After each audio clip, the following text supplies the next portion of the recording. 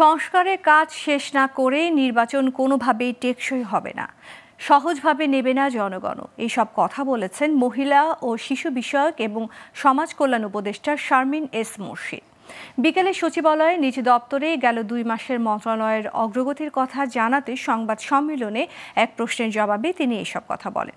উপদেষ্টা আরও বলেন, মন্ত্রণালয়গুলোর কাজের কোনো মনিটরিং ব্যবস্থা নেই, এ কারণে জবাবদিহিতার ঘাটতি রয়েছে।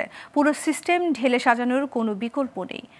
বিভিন্ন ভাতা বন্ধ থাকা প্রসঙ্গে বলেন, 1 কোটির ওপরে সুবিধাভোগী থাকার পরও প্রায় 41% ভাতা প্রকৃত ভোক্তার কাছে পৌঁছায় না।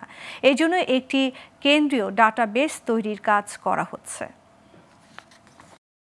তথ্য ভাণ্ডারের সাথে ক্রস চেক করে চূড়ান্ত তালিকার ক্ষতিগ্রস্ত ব্যক্তিবর্গকে নগদ অর্থসহ বিভিন্ন সহায়তা, এটা আমরা বলেছি, তারপরে একটা বলা দরকার।